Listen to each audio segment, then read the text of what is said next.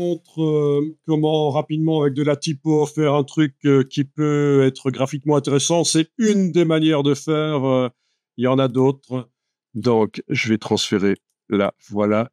Je vais démarrer de mon template. Donc, alors, je sais pas, est-ce que vous regardez, vous faites après ou est-ce que vous faites en même temps? C'est vous qui voyez. Vous pouvez le faire en même temps, c'est pas plus mal. Sachant que c'est pas évident parce que vous ne voyez pas exactement ce qu'on va obtenir, mais j'ai pas fait l'exemple ici, donc je sais pas vous montrer ce qu'on va obtenir. Donc, avec l'outil texte, vous allez cliquer et je vais, par exemple, mettre le mot vie étudiante, mais en plusieurs lignes.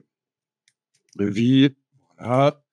Avec la flèche noire, je déplace et je vais mettre étu. Mais c'est vous qui voyez ce que vous mettez, hein. C'est juste un prétexte ici. Avec la flèche noire et la touche Alt, je déplace. Voilà.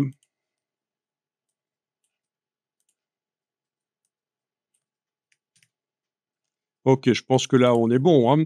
Vie étudiante. Ok, c'est bon. Avec la flèche noire. Faire plusieurs fois le même mot. Oui, vous pourriez aussi faire plusieurs fois le même mot, mais ça marche mieux si c'est pas trop long, en fait, hein. Mais oui, c'est possible. Techniquement, ça va fonctionner.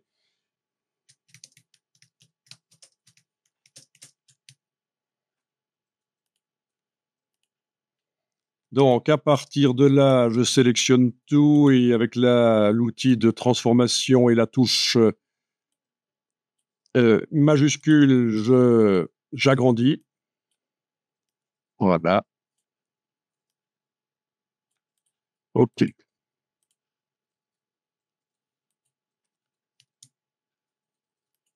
Quand même aller voir dans la palette des calques parce que je crois que j'ai travaillé sur le calque des mains et ça, c'est pas bon. Donc, je vais créer un calque design. Voilà, calque design et je vais transférer les mots sur le calque design et verrouiller le calque des mains. Voilà. Alors l'idée ici, c'est de mettre un contour blanc autour du premier, par exemple, un contour blanc au mot. Donc je vous rappelle que dans le cas des polices, il faut absolument, et on va travailler en noir et blanc parce que c'est pour faire quelque chose de monochrome à la fin, ceci. Dans le cas des polices, voilà, je sélectionne la première ligne ici, j'enlève la couleur, aucune couleur de fond et de contour, et c'est par la palette aspect que je vais ajouter. Donc, menu fenêtre aspect, on va ajouter un nouveau fond, et il y a un nouveau contour qui arrivera avec. Voilà. Donc, le contour, je vais le mettre en blanc, c'est important que ce soit du blanc. Ça va être du blanc des GUI? Non, non, pas du blanc ton direct, juste du blanc. Le blanc de la palette nuancier. Voilà. Et on va épaissir. Et c'est là que c'est une des premières fois, en fait, que on a l'utilité du fond gris dans le template. Parce qu'on voit bien que le blanc par rapport au gris du fond. OK. Et donc, il faut faire passer le contour sous le fond pour qu'il ne déborde pas sur le fond. Voilà. Alors, on va peut-être aller choisir une police un peu plus sympa que ça. Par la palette caractères, commenter. En général, des choses avec des rondeurs, c'est pas mal. Police graphique avec des rondeurs, oui, ça, pourquoi pas. Enfin, je vous laisse choisir, mais ça marche aussi avec d'autres polices. Ouais, ça va faire. Vous avez combien de millimètres de bord? Mais déjà, tu me demandes combien de millimètres de bord j'ai mis, mais il faudrait aussi savoir quelle est la taille du texte ici. Hein, mais donc, ce sera modifiable après. Hein, fais quelque chose d'assez important quand même. Voilà, on va aller modifier après s'il faut.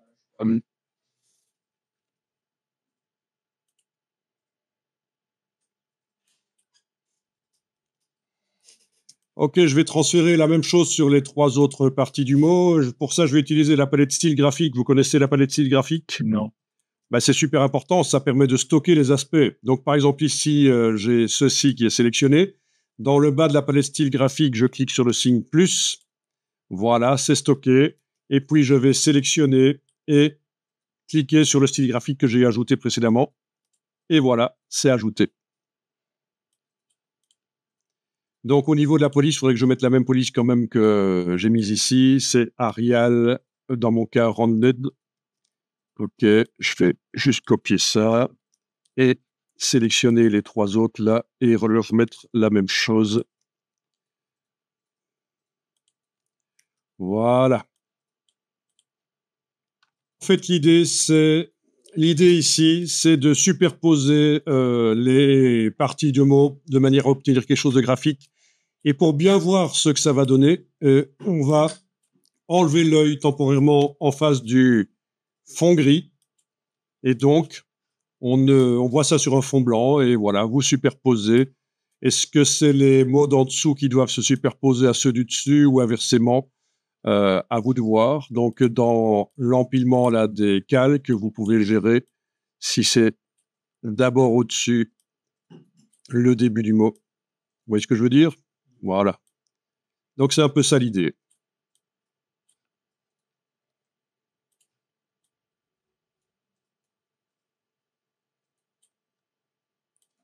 Vous voyez, ça fait du graphisme, ça fait quelque chose de graphique avec un système un peu comme des encoches. Le mot qui repousse l'autre en quelque sorte. Hein, voilà.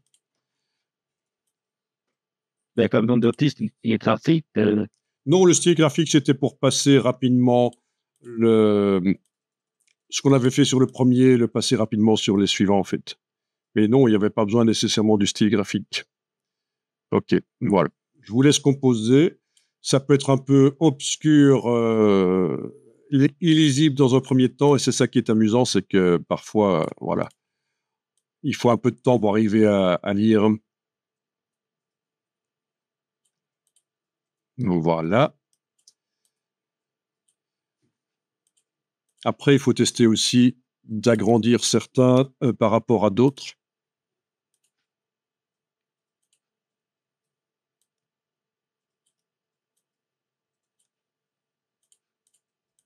OK, et là, peut-être un que je vais faire passer devant l'autre.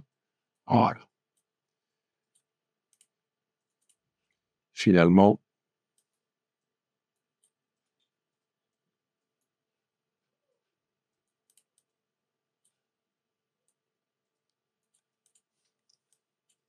Bien, alors éventuellement, on pourrait vectoriser quelque chose et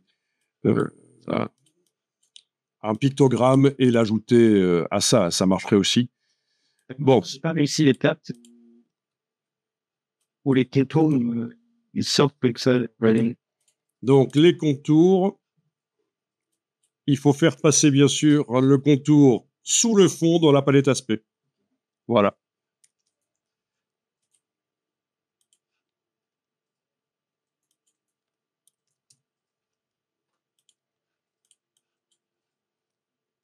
Donc, il y aura un autre exemple avec des pictos et on fera de l'entrelacement aussi. Mais ça, ce sera pour plus tard.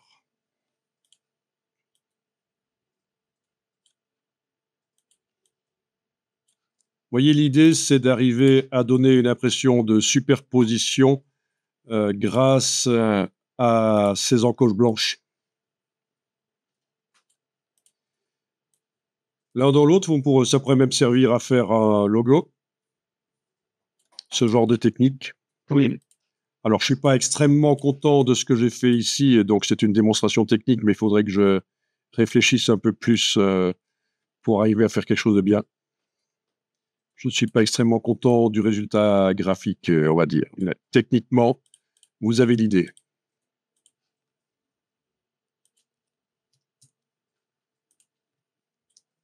Alors ensuite, je vais réafficher le fond gris. Donc, si j'utilise ce design sur une photo dans Illustrator, dans InDesign, dans n'importe quoi, même dans Photoshop, l'amener dans Photoshop, c'est clair que le bord blanc, il va se voir. Et il fait pas partie du design à la fin. C'est juste un outil, le bord blanc ici. Donc, il faut absolument arriver à supprimer le bord blanc. Il faut supprimer le bord blanc. Au final, il ne faut que des vecteurs noirs. Alors, Bah oui, le blanc, c'est juste un outil. Là, si j'enlève le fond gris, ça doit ressembler à ça quand je le mets sur une photo. Mais on voit, quand j'affiche le fond gris, que le contour blanc, il est là. Donc, il faut arriver à finaliser ça. Une fois qu'on est certain d'avoir positionné les choses bien les unes par rapport aux autres. Donc, il existe une solution avec le Pathfinder, mais elle est super difficile, surtout quand on a à faire des choses complexes. Donc, je ne vais pas utiliser Pathfinder, je vais vous donner une astuce assez intéressante. Ça suppose qu'on a enregistré, on a gardé au cas où cette version-ci modifiable, donc n'hésitez pas à enregistrer régulièrement sous un nom différent, comme ça vous gardez la version d'avant s'il fallait changer quelque chose, la position de quelque chose, parce que là, on va figer les choses. Donc, on est d'accord, commande Y, on a des polices de caractères là. OK, donc, on sélectionne tout et on va pixeliser. Objet pixelisé. Ça veut dire qu'on transforme ça en une image. 300 pixels par pouce, ça devrait être correct.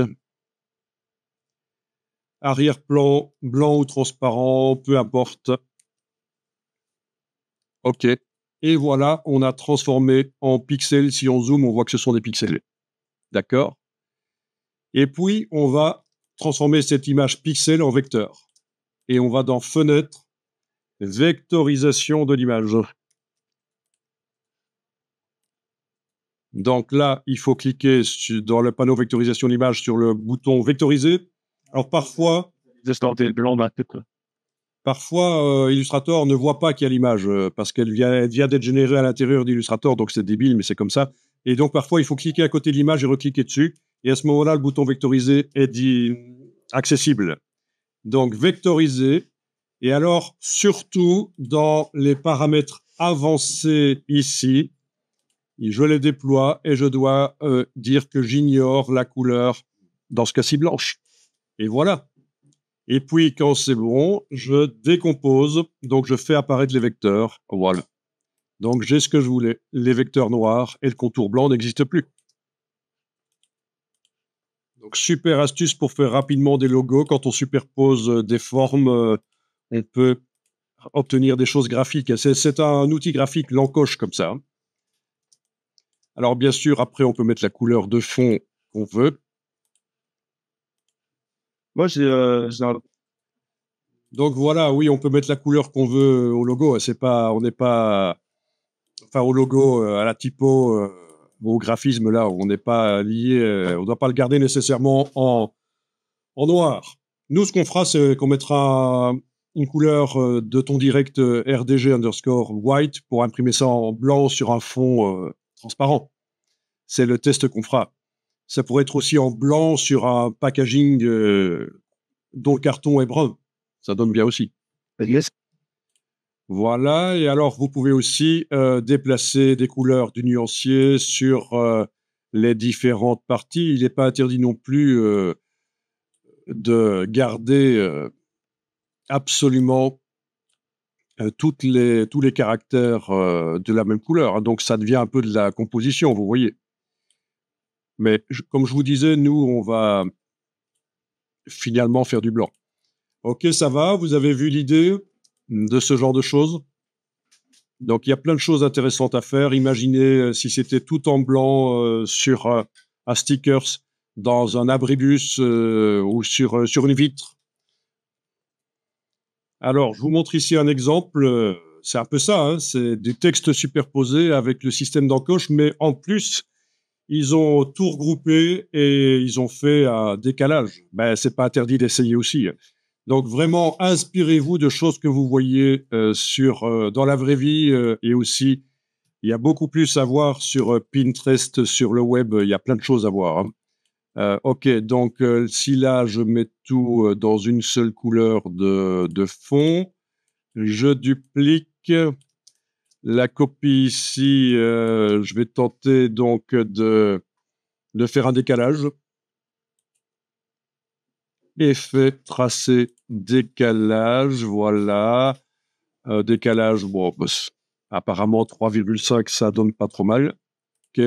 Bien sûr, par le Pathfinder, je Attendez, j'annule parce que je sais pas réunir tant que j'ai pas fait, puisque j'ai utilisé l'effet de décalage, je dois faire objet décomposer l'aspect pour que ça fasse des vrais vecteurs. Et puis là, je réunis avec Regno. Ok, mais ça, Finger in the Nose, vous connaissez déjà. J'ai pas besoin de vous l'expliquer.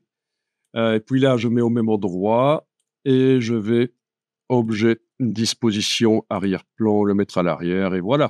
Bon, il y a juste le i, il s'est passé un truc bizarre, mais c'est pas grave, il y a de la correction. Voilà. Vous voyez, on retrouve un peu l'effet que je vous ai montré là sur le ici.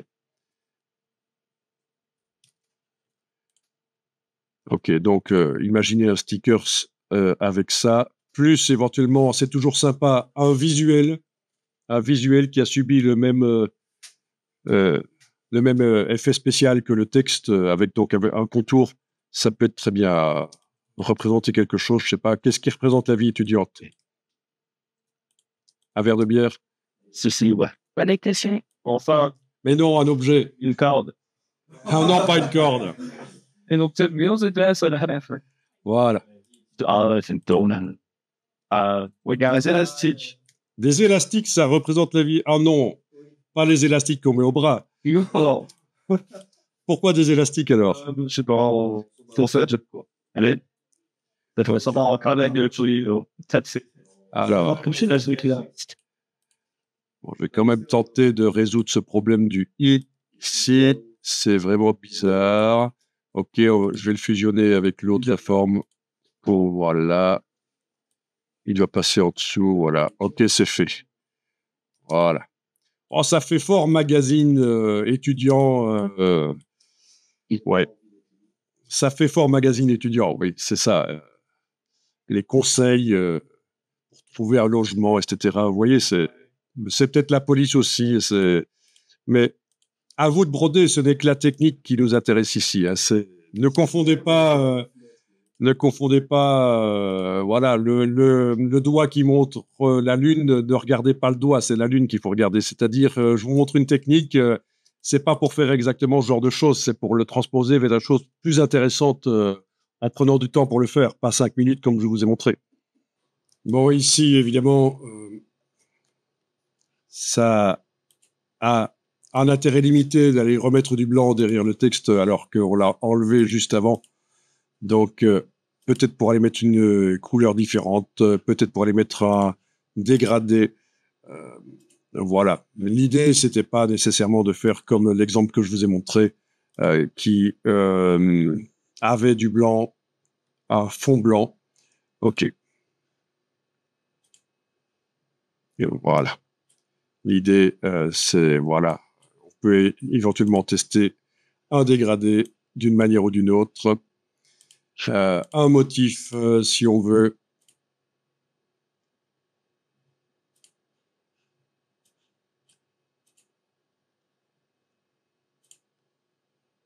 J'annule pour vous rappeler que par la palette aspect, on peut ajouter à la fois un dégradé et un motif. Il suffit d'ajouter un deuxième fond et sur le fond du dessus, d'aller mettre un motif.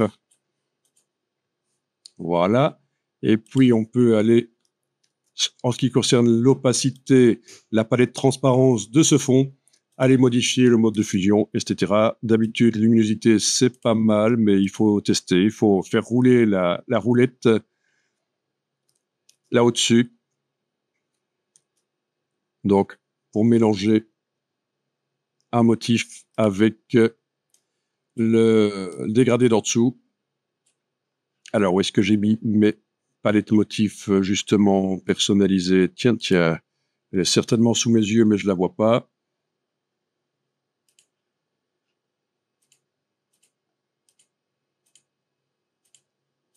Ok, oui. Il y a des lignes. On peut jouer sur l'opacité du motif. Il y a plein de choses à faire.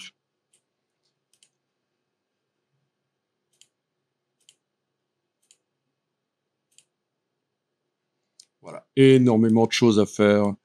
C'est ça qui est intéressant avec ces logiciels, c'est qu'on va pouvoir rapidement générer plein de tests et puis place à la créativité. Si vous voyez quelque chose d'intéressant, vous le mettez de côté, vous continuez vos recherches, et puis après, vous décidez ce que vous gardez. Ici, je vais juste sur tous les tracés ici, aller mettre un contour blanc pour éloigner un peu le fond bleu du texte de la forme à motif qui est derrière. Donc, dans le nuancier, bien sûr, je vais devoir aller choisir du blanc. Voilà. Dans la palette contour, je vais devoir mettre un peu plus d'épaisseur et éventuellement placer ça à l'extérieur des caractères. Voilà. Ah tiens, on a clairement un cercle ici qui est bizarre, qui pose un problème. Pourquoi? Très surprenant. Ok, c'est pas grave. Je vais peut-être juste dupliquer cette forme-là. Non, pas la dupliquer, la sélectionner dans la palette style graphique. Menu fenêtre style graphique, aller stocker le style graphique. Voilà. Et puis juste aller refaire le cercle du I, du point du I. Voilà. Ok, il n'y avait même pas besoin. Il a pris les caractéristiques du dernier objet sur lequel j'avais travaillé, donc le style graphique n'était pas utile. Enfin voilà, après cette utilisation d'Illustrator, vous avez intérêt à étudier ça, tester vraiment.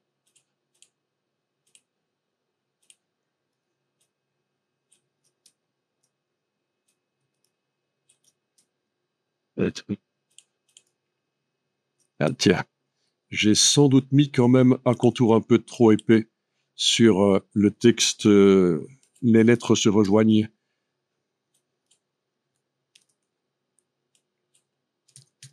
J'avais mis dans les préférences unités de Illustrator, j'avais mis tout en millimètres, donc c'est pour ça que j'ai pas des points et j'ai des millimètres ici dans la palette contour. Sinon, d'origine dans Illustrator, ce sont des points. Ok.